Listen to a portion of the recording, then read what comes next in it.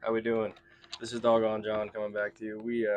I got some time to throw in another video here, so I figured I would shoot a quick one and kind of just talk about some of my most carried items, carried gear and stuff like that, and what's been in the pocket a lot.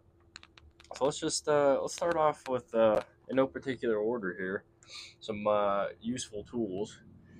So this one here is my Leatherman Wave Plus, and it's got ripped Garage Tech skins on there. I contacted them some time ago and just asked when they were releasing these if I could get my hands on some, and they said sure, we'll send you some. So they sent me these, and they've been holding up pretty good. You can see there's a little bit of you know rough wear on the sides and things like that, but overall it's in great shape. These things give it a really great texture that I enjoy quite a bit when I'm using these. When I want to have a good grip on something, I got it basically. So I can use that, or I can use the knife. I can use the saw if I can get her out. This is one that I use almost on a daily basis here. I'm basically a seasonal worker, and I work for a campground. So a lot of the time I can tool around the park and things with tools like this.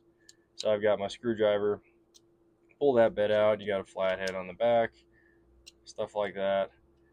Um, Pop that back in there. Got a bottle opener for when the day's over. Scissors. This here is probably one of my most used tools as well.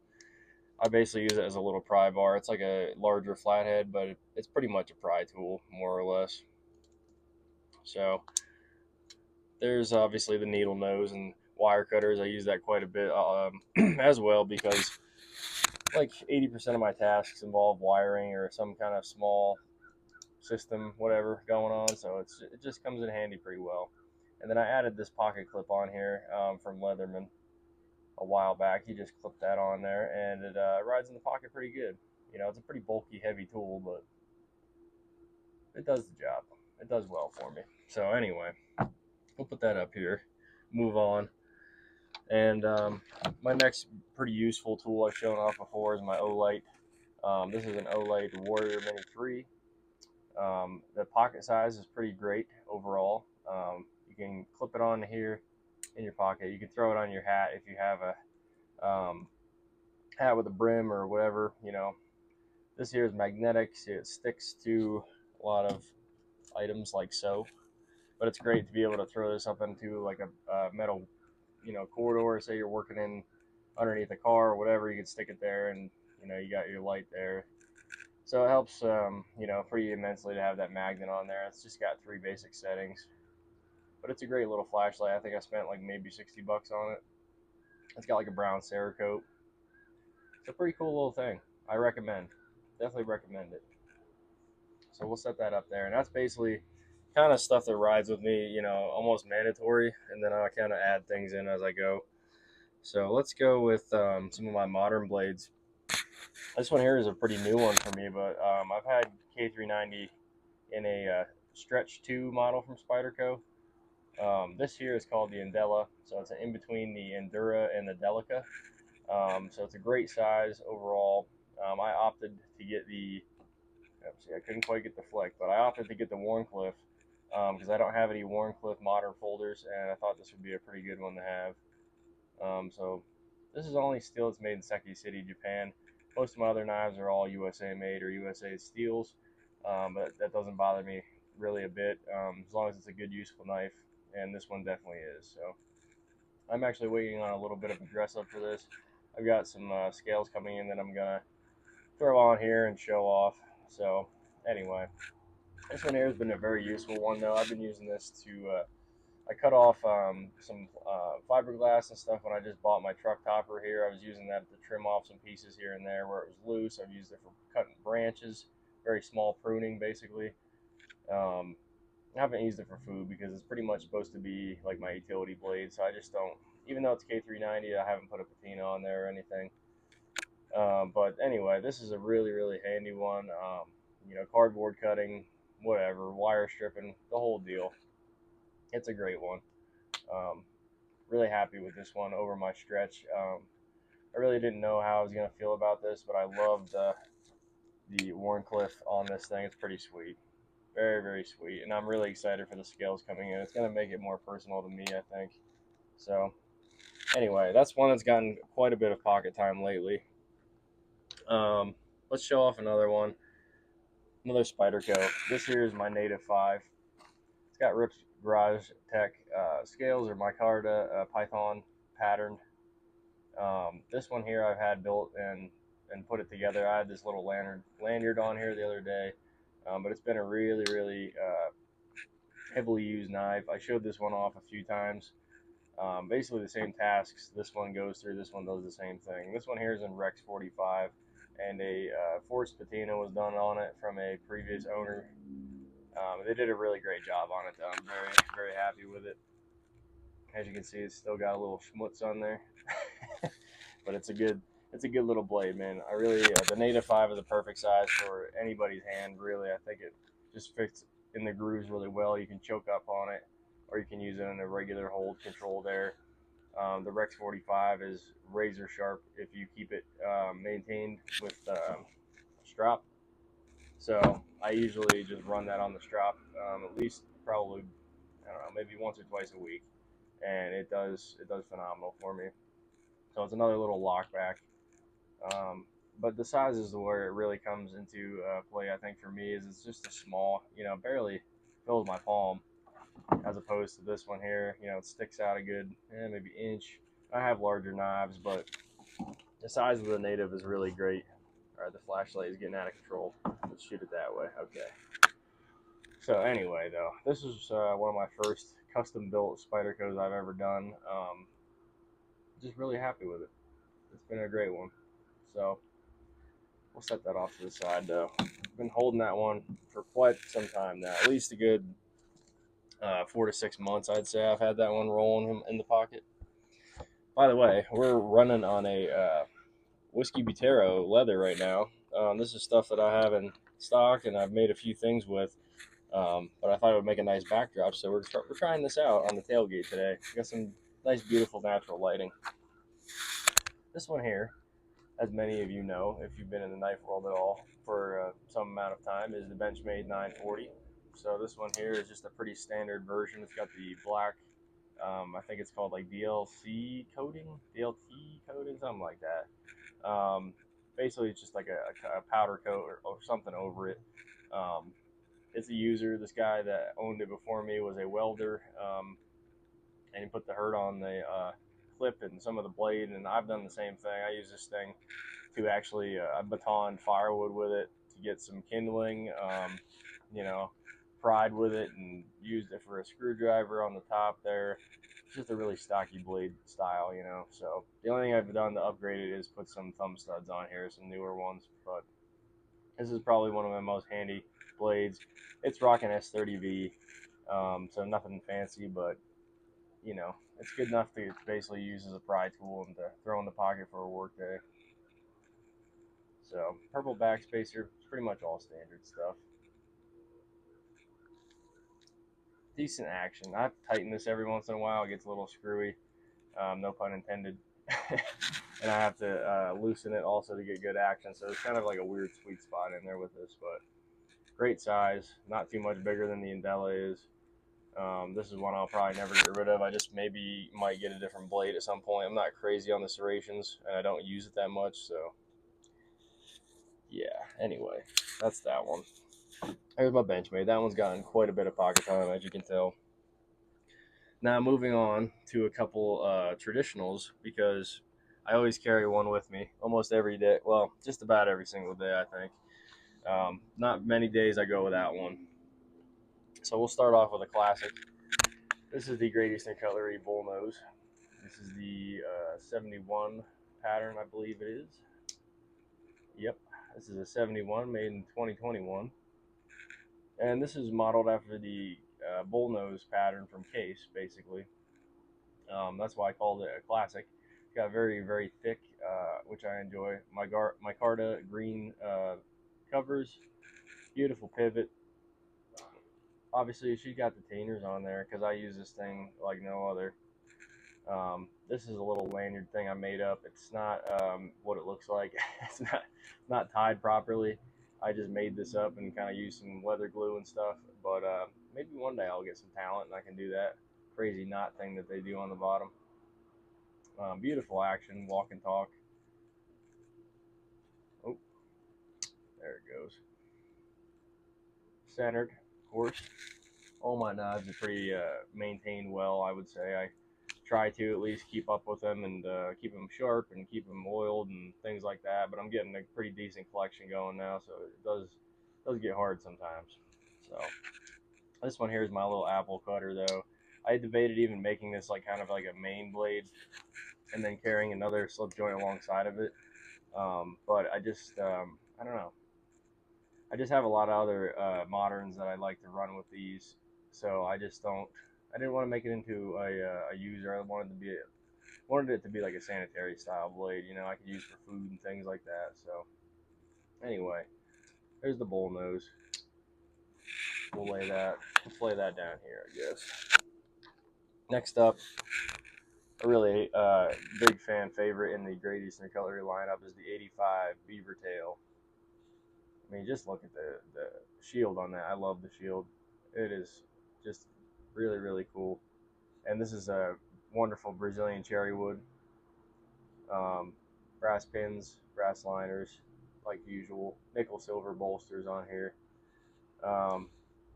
She's got a fat old spear point, which I love. This one is in the pocket probably two times out of the. Can you speak, doggone? 2 times out of the week, probably. For some odd reason, it just finds its way in there. I love the ergonomics of it. The beaver tail itself just fits great. Or it's like a bullet end, I guess they actually call it, but it looks like a beaver tail, don't it? So anyway, this one finds itself in the pocket quite a bit. It's a food prep knife. Like I said, with most of my slip joints, they are all, for food purposes. Um, I do find this one a little bit more difficult sometimes with certain food, though, to cut up. It's good for apples and oranges and things like that, but for anything bigger, it's not quite as lengthy of a blade as I need. So it does become a little bit cumbersome sometimes, or not enough, I should say. However, it's a beautiful, beautiful slip joint. Absolutely in love with this one. So it rides in the pocket quite often. Pretty great walk and talk. It's pistachio pinchable. Um, yeah, great. Width, I think, a lot of these, sometimes they can get a little thick, but this is nice and thin and slicey, fits in the hand well. So really, really enjoy the 85. It's a great one. So we'll set that one down here by the bowl nose for the moment. Next up, this is the very first Great Eastern Cutlery and first, I guess you could call it a modern slip joint I've ever owned. This is the 47 Viper Warncliffe. It's like a sway back pattern from Great Eastern Cutlery with a titty ute trim. This is blue stonewashed bone, cattle bone, I should say. Brass pins, brass liners, nickel silver bolsters, like usual. This one finds itself in the pocket quite a bit. And what I try to do usually with these is I will take and I'll match up like a Warncliffe and something with a belly to it. So this would be like a combination, or let's see here, this one here and the beaver. So that way I kind of have two different styles of use, just for if I would need it, you know what I mean? So I kind of just match them up that way and make sure I have two different style blades for each day, basically. But anyway, the Warncliffe here, really, really sweet knife. Great ergonomics. Again, fits in the hand really, really well. This 47 and the 74 are some of my favorite patterns from Great Eastern Cutlery, and from a slip joint perspective, it's a great one. Great walk and talk, and just a really pretty bone on there.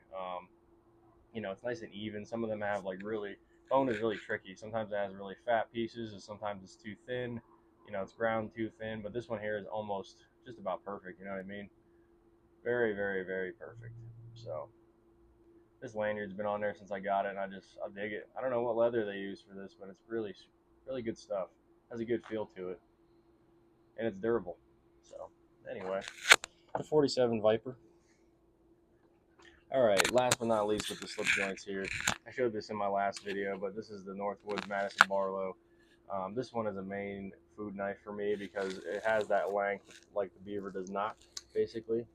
You know, it gives an extra inch or so. So I can use this a lot. A favorite of mine, my wife's, for breakfast is like cabbage and eggs and things like that, and some meats.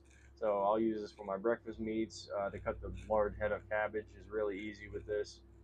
Um, Easy to sharpen. You know, it's like a large sod buster basically, as you can tell here. I'll put them up next to each other. Very, very eerily similar. The 21 version of this is, I'm pretty sure, running on the same as this Northwoods here. So if you have the 21 Bull Buster, I'm pretty sure it's like basically a Northwoods without all the fancy trim. So I recommend it highly as a food knife. Like I said, it has beautiful, you know, trim to it. Ergonomics are great. Um, Very sliceable. As I mentioned in my last video, it's got the little cut swedge on there and the long pull and stuff. But the blade is very thin stock, so it's great for a lot of the food and things, food tasks. Centered, as always. I just had to add it. I just can't resist. You know what I'm saying?